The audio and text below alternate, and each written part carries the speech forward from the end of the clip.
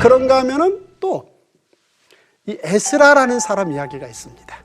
이 에스라는 에스더가 죽음을 무릅쓰고 페르시아의 잘못된 정책을 막아내므로 살려낸 일종의 동시대 유대인이었다라고 봐야 되지 않겠습니까? 그런데 이 에스라라는 사람은요, 페르시아 왕 곁에서 가장 월등하게 뭔가 상황을 판단하는 학자 역할을 했다는 겁니다. 자, 권력을 가진 사람들은요, 사실은 그 권력을 잘 유지하고 선용하기 위해서 머리가 좋은 학자들을 옆에 많이 둬야 됩니다. 페르시아 제국의 왕도 그 필요를 느꼈고, 결국 페르시아 제국의 왕은 주변에 똑똑한 학자들을 많이 찾아서 고르고 골라서 자기 곁에 두었습니다. 그런데 그런 페르시아 제국의 왕 눈에 가장 월등한 학자로 눈에 띈 사람 중에 한 사람이 바로 이 에스라였다는 겁니다.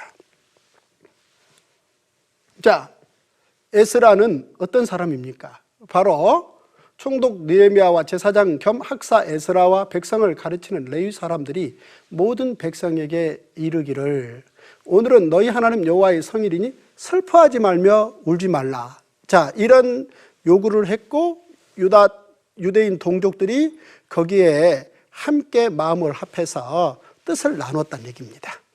사실 페르시아 제국의 왕의 머리 역할을 하는 그렇게 놀라운 학자였다는 얘기는 어찌 보면은 자신의 모든 지식을 페르시아 제국의 왕을 도움으로 그 페르시아 왕의 권력을 강화시키고, 그러므로 말미암아 그 제국의 권력을 가지고 유다인들을 더 억압한다, 그래서 사실 우리의 삶을 더 어렵게 만든다, 이렇게 일반적으로 생각할 수 있는 상황이지 않습니까? 그런데 유대인들은 에스라가 단지 에스라의 지식을 가지고 왕의 제국의 권력만을 튼튼히 하는데 역할을 한 사람으로 보지 않고, 오히려 바로 이 에스라가 제국과 제사장 나라에 대한 너무나 월등한 비교를 다 끝내서 하나님이 제사장 나라를 얼마나 월등하게 사용하는지를 다 알고 그 역할을 하는 사람으로 동족들이 다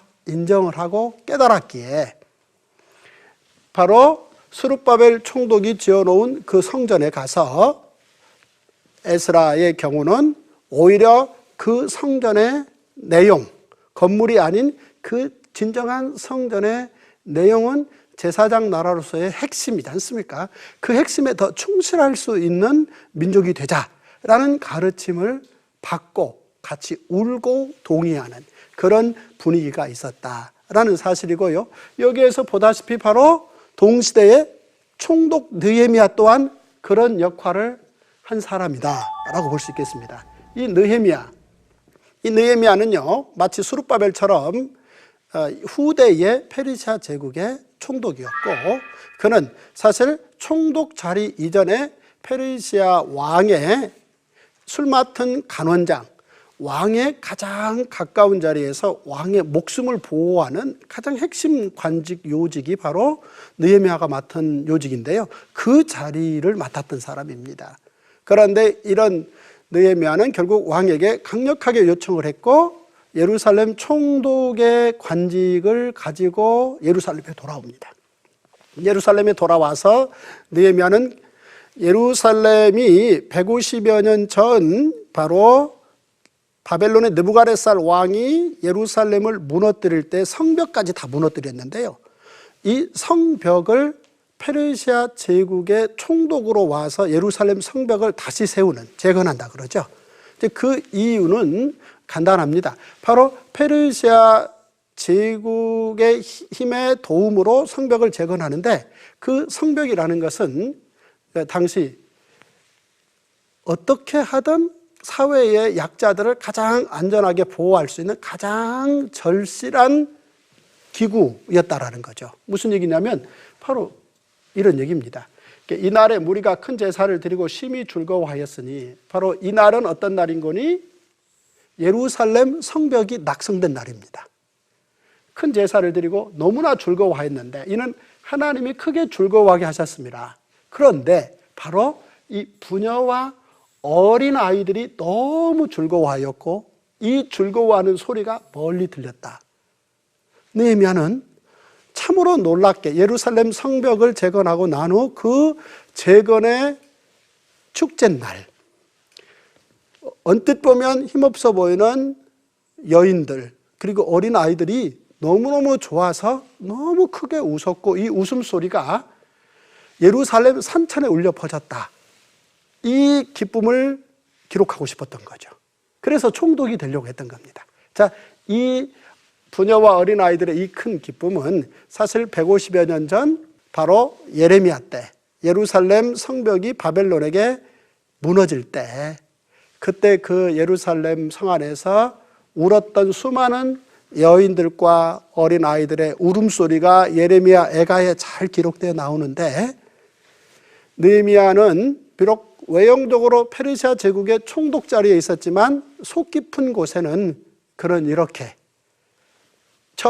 즉 하나님의 처벌을 받고 그리고 새롭게 시작한 제사장 나라를 통해서 하나님의 기쁨을 이루려고 하는 그런 어떤 소망을 가지고 예루살렘 성벽을 중건하는 일을 감당했다.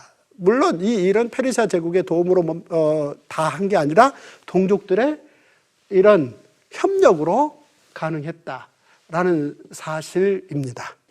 왜? 동시대 동족들인 스룹바벨, 에스더, 에스라, 느헤미야 이 고위 공직자들을 그렇게 존경하고 함께 했는가? 그 이유는 유대인들이 제사장 나라가 제국을 능가할 수 있다는 사실을 정확하게 깨달아 알았고 바로 페르시아 고위공직자의 자리에 있음에도 불구하고 그 제국의 충성스러운 일꾼으로 머물지 않고 그 제국까지 동원하셔서 큰 일을 계획하시는 그 하나님의 계획에 좀 더 충실한 고위공직자들의 진심이 알려졌고 서로 통했기 때문이다.